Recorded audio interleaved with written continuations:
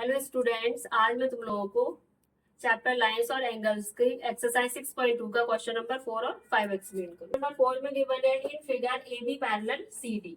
ए B और C D lines एक दूसरे के पैरेलल दी गई हैं। एंगल ए पी क्यू आपको दिया गया है 50 degree. Angle P R D given है 127 डिग्री। हमें एंगल एक्स और वाई फाइंड करना है। एक्स और ये वाला एंगल देखो आप लोग, ये पैरेलल लाइंस है तो A B parallel to C D. Parallel lines को ये वाली लाइन पी क्यू लाइन क्या कर रही है, इंटरसेक्ट कर रही है। तो ये एंगल आपका ये दिख रहा है जो 50 डिग्री और एक्स, ये क्या है, दोनों एंगल आपस में एक दूसरे के ऑल्टरनेट इंटीरियर है। तो उसी प्रॉपर्टी से तो एक्स आ जाएगा आपका। ठीक है, solution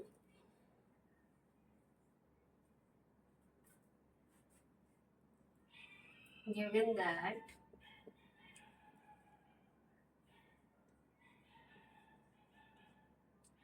AB parallel to CD।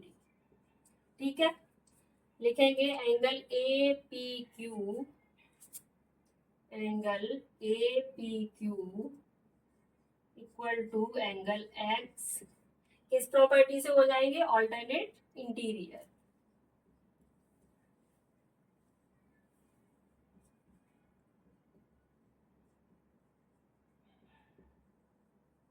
ठीक है, ए पी क्यू की वैल्यू कितने के बने, 50 डिग्री। तो 50 degree equal to angle x.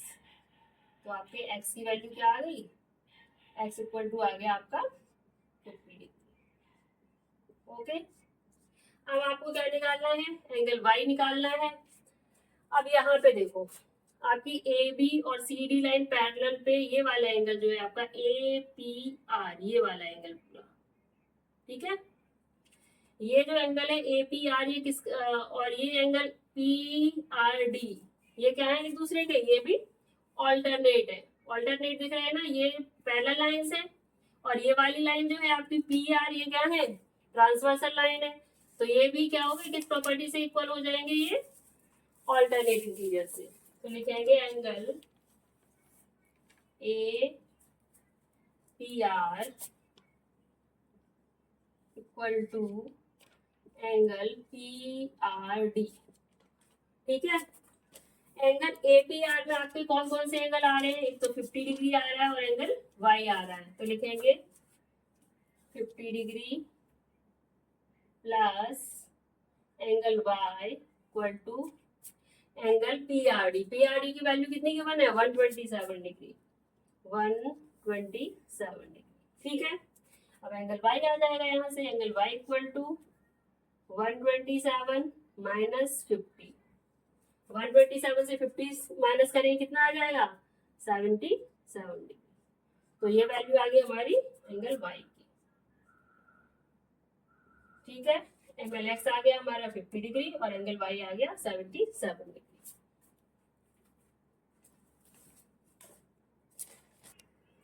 Question number 5 है, देखो देखने में तो थोड़ा बड़ा है क्वेश्चन, बट इतना टफ नहीं है, इजी है।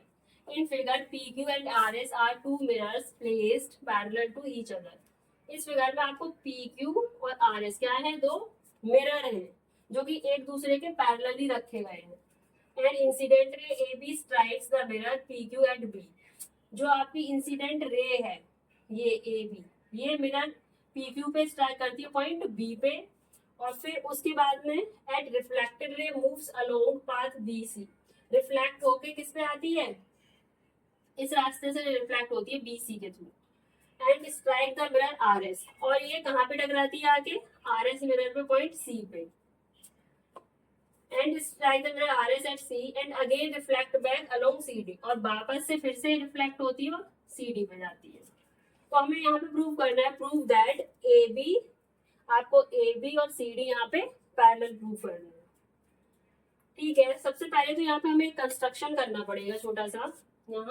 यहाँ बी पॉइंट से हम एक ये परपेंडिकुलर ड्रॉ करते हैं, बी एम, जिसे बोलेंगे हम बी। ठीक है, यहाँ सी पॉइंट से एन कंस्ट्रक्ट कर देते हैं, सी एन हो गई आपकी। देखो एक चीज है, अगर दो पैरेलल लाइंस पे आपने परपेंडिकुलर बनाया है, कुछ भी कंस्ट्रक्ट किया है, जो परपेंडिकुलर लाइंस होती है वो भी आपस में पैरेलल हो जाती है, ये एक प्रॉपर्टी होती है। तो सबसे पहले तो कंस्ट्रक्शन लिखेंगे, कंस्ट्रक्शन कंस्ट्रक्शन क्या किया है हमने, कंस्ट्रक्शन किया है B M perpendicular P Q, B M perpendicular to इस पे पी क्यू पे, एंड दूसरा क्या किया है हमने, C N perpendicular to R S, लिखेंगे C N perpendicular to R S. ठीक है, अभी मैंने बताया कि पी क्यू पे दोनों perpendicular, P Q and R S पे दोनों परपेंडिकुलर है, बी एम और सी एम, तो ये भी आपस में क्या हो जाएंगे, दूसरे के पैरेलल हो जाएंगे। तो लिखेंगे B M parallel to C N, property है आपकी, यहाँ पे लिखेंगे perpendicular perpendicular on parallels are parallel.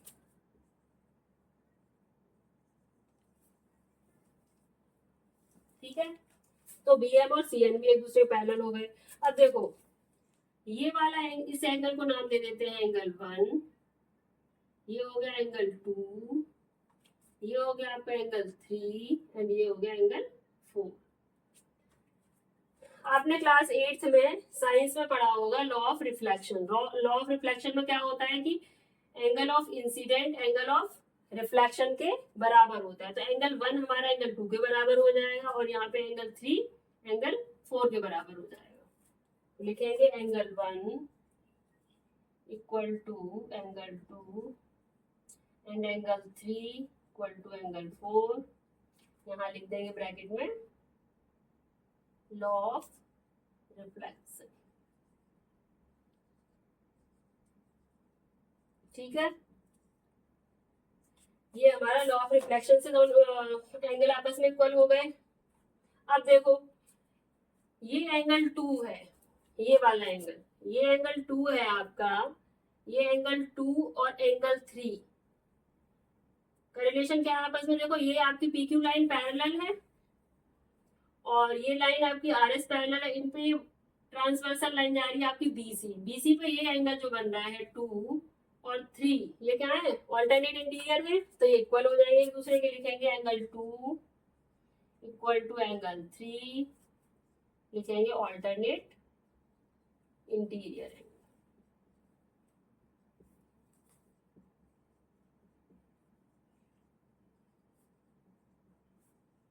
ठीक है, अब देखो एंगल 1 इक्वल टू एंगल 2 था, 2 के इक्वल हमने 3 निकाल लिया और हमें पहले से पता है कि एंगल 3 इक्वल टू एंगल 4 हो गया।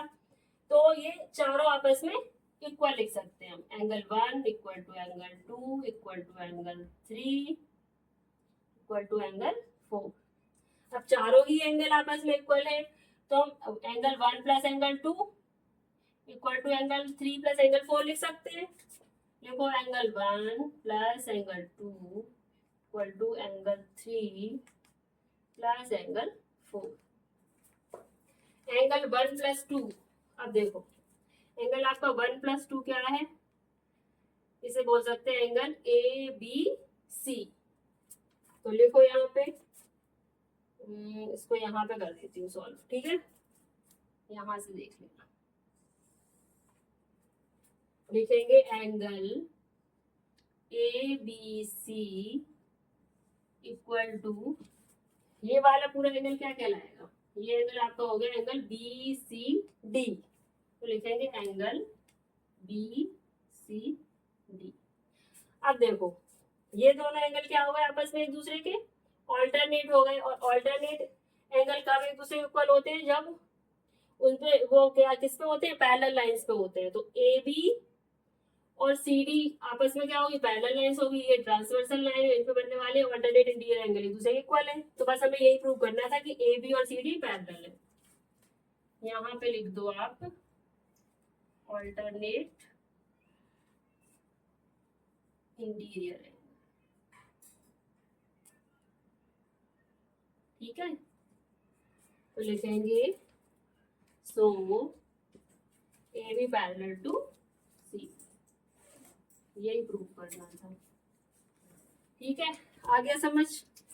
यहाँ पे हमारा क्वेश्चन नंबर 5 खत्म हुआ।